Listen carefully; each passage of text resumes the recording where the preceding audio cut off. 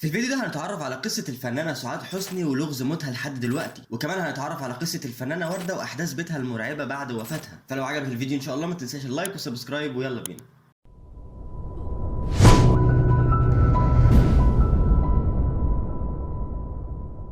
السلام عليكم ورحمة الله وبركاته، ازيكم يا شباب؟ النهارده ان شاء الله تكونوا كويسين. قبل ما نبدا الفيديو ما تنساش تستعيذ بالله من الشيطان الرجيم وتصلي على النبي. الحقيقه ان الفيديو ده صورته قبل كده كامل بعد تصوير ساعة ونص، للاسف الصوت طلع بالشكل ده. في الفيديو ده هنتعرف على قصة الفنانة سعاد حسني ولغز موتها لحد دلوقتي. للاسف كله من المايك ده، يعني شكله حلو وبتاع بس جودة الزج، وعشان كده خلينا نشيله من هنا خالص. بس ما تقلقوش، انا اشتريت بكل الفلوس اللي خدتها من اليوتيوب مايك احترافي ومكتبي كمان.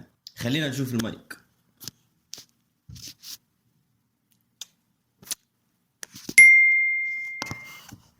بصراحة أنا كنت ناوي أنزل الفيديو كده وأحاول إن أنا أعدل الصوت على قد ما أقدر، ولكن قلت يعني مش هيبقى وشي وصوتي يعني. المهم يلا بينا.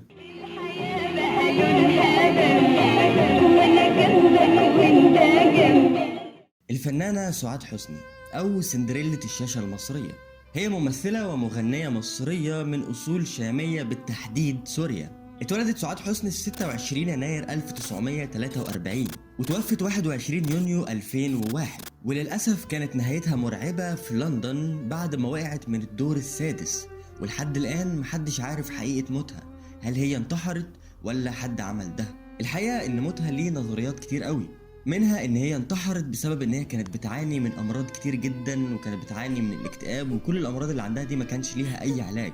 في نظرية تانية بتقول ان هي كانت بتعاني من ضعف جسدي فما قدرتش تستحمل وزن جسمها ووقعت. الحقيقة وفاة سعاد حسني ليه تفاصيل كتير قوي، فلو انتوا حابين ان انا اعمل فيديو مستقل عنها وعن قصتها كاملة فياريت تقولولي في التعليقات.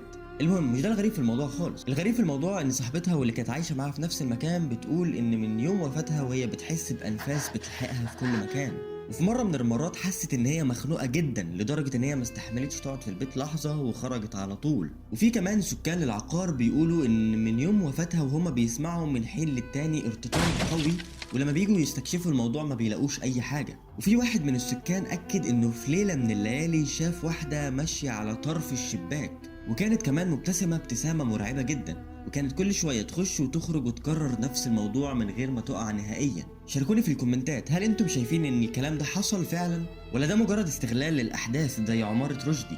لحظة، عايز تعرف قصة عمارة رشدي؟ قولولي في الكومنتات لو عايزين حلقة عنها. وانت معايا.